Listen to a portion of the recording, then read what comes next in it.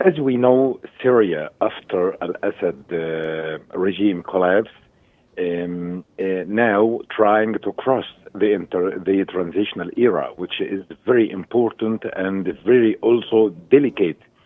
So Syrian people cannot overcome such a challenge without international and Arab support, economic and political and security support to Syria. The first step in this support is lifting the sanctions or the embargo on Syria, because the Syrian economy is blooding and is collapsed before al-Assad escape. So lifting the sanctions is very important, because Syria is receiving millions of refugees who left Syria during the revolution against Assad. So the new government, transitional government in Syria, is in a real need to the economic support for this to deal with such a challenge. In addition to that, security support is very important, because we need the experience of the international community how to involve or integrate the military groups in Syria in the army, for example, or the security regime in Syria in the next days. And the international experience is very important in that sense, under the supervision of the United Nations. Perfect. So Resolution 2020-2254 seems to be the blueprint for any future UN-mediated transition. However, given the substantial shift of events, do you see it still applicate, sir, as is? Or does it need to be amended by the Security Council to respond more to the recent developments? Yes, I think the Security Council Resolution 2254 is very important, and we can take it as a base for any reform or any establishment of the new regime in Syria. But Al-Shara said that this resolution is now need of, because so it's not, sir, it's not applicate now.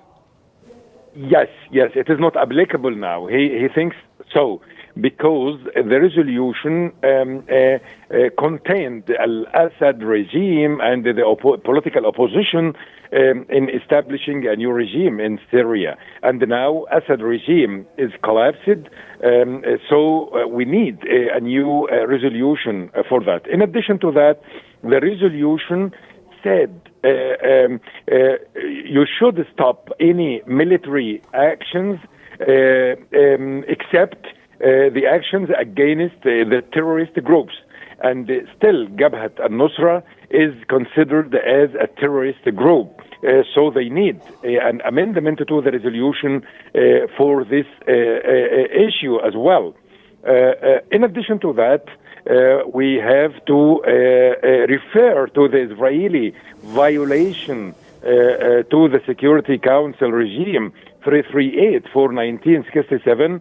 As you know, Israel is trying to occupy a new territories in Syria, and it destroyed as well the military forces of the Syrian government. So they are talking about an amendment of the resolution to 254, or to issue a new resolution for Syria, which can be applicable and up to date with the new status quo in Syria. Okay, Syria's transitional government has called for lifting sanctions and releasing frozen funds. Do you see international willingness to take these steps, and what are the challenges that will face them, sir? The international community policy towards the transitional government in Syria, based on conditions.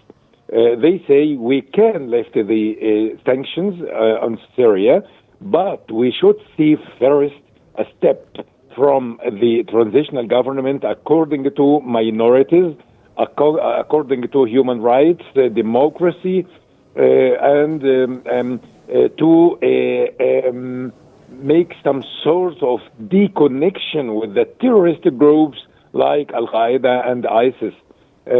So I think they are willing to do that. The West is willing to do that, but after some signals from the new government or the transitional government in Syria to take actions in order to bridge trust with the international community through respecting the rules and the rights of minorities, democracy, human rights, and so on.